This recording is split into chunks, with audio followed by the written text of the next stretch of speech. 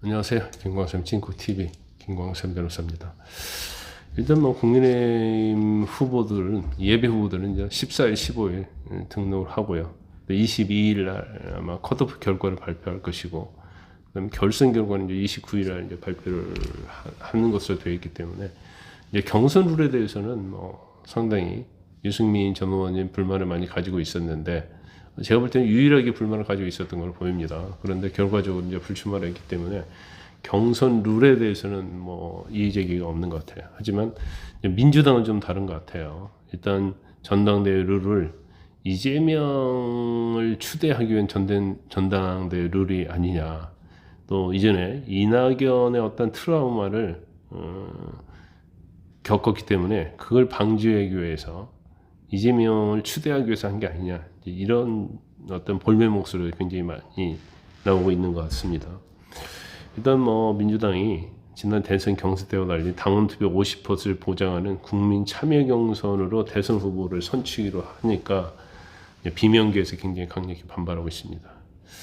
그래서 제가 이제 국민의힘의 룰에 대해서 했는데, 이제 오늘은 뭐 여러분들 별로 관심이 없을 수도 있는데, 이제 민주당의 룰에 대해서도 한번 얘기를 하고 비명계가 어떻게 반발하고 있는지 이제 그 부분에 대해서 말씀을 드리려고 해요. 그래서 일단 뭐 구독과 좋아요, 알림 설정 부탁드리고요. 댓글에 의견을 달아주시면 감사하겠습니다.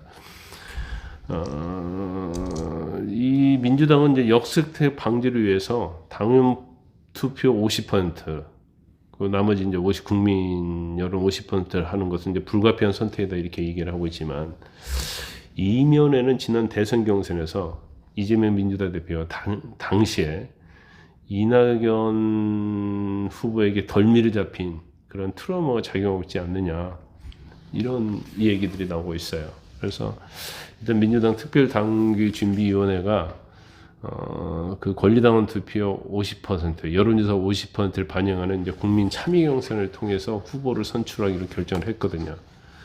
그런데 지난 19대와 20대 대선에서는 당원과 일반 국민 모두 1인에게 한 표를 보장하는 국민 경선 룰을 그때는 그런 식으로 했거든요. 근데 이번에 이제 바꾸기로 하는 거예요. 그러면서 그 이유가 역선택 우려를 해서 수용하기로 했다, 이렇게 얘기를 하고 있는 거예요. 그쪽 얘기는 그런 거예요. 일반 국민을 선거인대로 선정하면 특정 후보를 떨어뜨리기 위해서 외부 세력이 이제 조직적으로 개입할 수 있기 때문에 이를 방지하기 위한 것이다. 그래서 역선택은 원칙적으로 배제할 수 있는 방법은 없고, 뭐 자기들이 지금 50%가 이제 최대의 방법을 이렇게 하고 있는데, 비명계에서 이제 반박할 수밖에 없는 거죠. 그래서 결국 국민 참여 경선은 당원들의 압도적인 지지를 받고 있는 이재명에게 유리할 수밖에 없다. 이게 이제 중론이라고 그럽니다. 그러면 이게 왜 그 당시에 이낙연 트라우마가 있었는지 그 부분을 제가 말씀을 드리려고 합니다. 일단 2021년 경선에서 갑자기 불거졌거든요. 역선택 트라우마.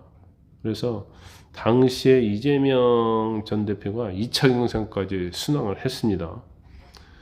그러다가 3차 경선에서 62.37%로 이낙연 후보가 이제 압승을 하게 되면서 이제 덜미를 잡히게 되는 거예요. 그래서 최종 집계를 보니까 이 전 대표가 0.29% 차로 결국은 최종 대선 후보로 결정됐습니다. 근데 이때 결과를 두고도 뭐 역선택에 영향이 미쳤다, 이런 의혹이 제기되긴 했어요. 그리고 이제 전체적으로 합산을 하게 되면 이재명 대표가 과반을 못 얻기 때문에 결선을 다 해야 한다는 그런 의견이 많이 있었는데, 그 당시에 아마 송영길 전 대표가 대표하면서 이제 뭐 편파적으로 이재명 대표의 손을 들어줬다 해서 상당히 많이 그 당시에 논란이 됐었죠.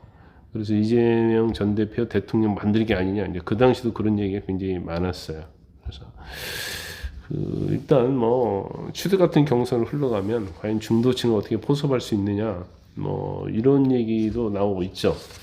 그런데 이제 중요한 것 중에 하나는, 만약에 이렇게 갔을 때, 이재명 추대로 갔을 때 비명계가 그대로 받아들이고 이제 경선에 들어갈 것이냐, 이 부분을 한번 봐야 할 것 같습니다. 일단 뭐 김동엽 경기지사하고 김두관 전 의원 측에서는 이건 이재명 전 대표에게 유리한 방식이다 이렇게 반발하고 있어요. 근데 최근 여론조사 보니까 이재명 대표가 1위로 나오는데 이제 민주당 측 후보들입니다. 김동연 후보가 좀 그래도 꽤 치고 올라갔더라고요. 그래서 만에 하나 뭐 김동연이랄지 김두관이 빠져버리면 이제 완전 맥 빠지는 거예요. 그럼 이재명 혼자만 남을 수 있거든요. 물론 이제 김경수 전 지사도 출마 선언을 하겠다고 하니까 뭐 들어올 수 있습니다만은, 그래서 뭐 만약에 이런 식으로 가면 이재명 추대식이 될 것이고 이제 자기들은 들러리다 이렇게 생각하는 거예요. 그래서 중대 결심을 할 수 있다. 그러면서 15일쯤에 이제 예정된 어떤 정식 후보 등록 전에 경선 출마를 이제 포기할 수 있다. 이런 일을 하고 있어요. 그래서 민주당은 뭐 권리당원 투표 50%잖아요. 권리당원은 뭐 압도적이죠. 민주당의 뭐 개딸들이랄지 이 당원들이 거의 뭐 신처럼 이재명 전 대표를 지지하는 거 아닙니까? 근데 이제 일반 국민 여론조사 이제 50%를 합산해서 선출을 한다는 거예요. 근데 보니까 이제 권리당원은 경선일로부터 1년 전에 입당을 해야 한다는 겁니다. 그리고 6개월 이상 당비를 내야 한다는 거예요. 그게 한 110만 명 된다고 그래요. 이 사람들은 거의 뭐 이재명 대표의 몰표를 주겠죠. 그리고 이제 다른 50%는 안심번호로 100만 명을 추출해가지고 50만 명씩 여론조사를 진행한다.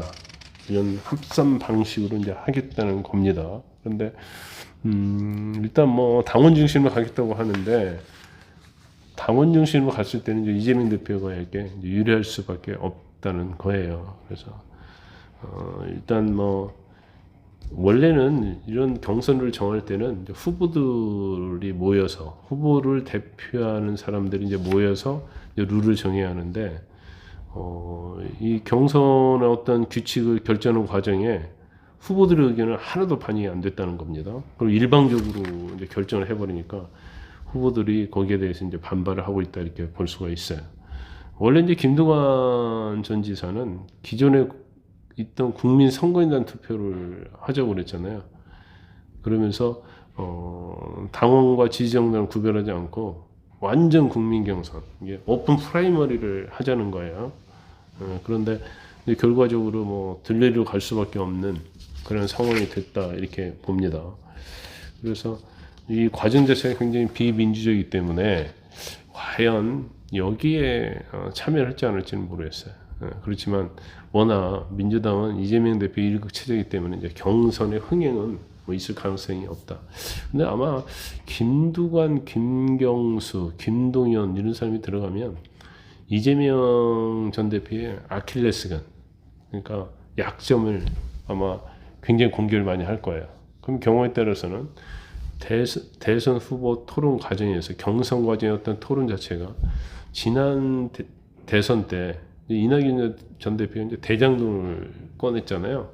그런 것처럼 뭐 자기들끼리 어떤 토론에서도 상대방 후보가 이제 그런 걸 가지고 계속 약점을 파고들고 공격하고 뭐 형수 욕설이랄지 대장동이랄지 성남 FC랄지 여러 가지 허위사실 공표랄지 그다음에 이재명 전 대표의 이제까지 왔던 말 바꾸기 뭐 그런 것들이 뭐 거의 뭐 책 한 권은 되잖아요. 이러한 것들을 계속 공격해야 되면 사실은 뭐 아주 적극적인 이재명 지지층을 제외하고는 뭐 상당히 제가 볼 때는 영향을 받을 가능성도 있다고 봅니다. 그렇다고 한다면 뭐 포기해서 김 빼는 것보다는 들어가서 일단 이재명 전 대표에 대해서 약점을 공격하고 그로 인해서 이재명 대표의 지지를 상당히 떨어뜨리는 뭐 그런 효과도 저는 상당히 있다고 봐요. 그래서 일단 뭐 제가 볼 때는 이게 막 불출마하지 않고 뭐 들어가긴 할 거예요. 말은 뭐 이렇게 불출마하겠다. 그것은 떨어질 걸 대비해서 이제 변명을 하는 게 아닌가. 경선 룰이 잘못됐기 때문에 떨어졌다. 이제 그런 변명을 하기 위한 걸로 보입니다. 어쨌든 간에 뭐 경선의 어떤 흥행은 뭐 선거할 가능성이 별로 없다. 저는 그렇게 봅니다.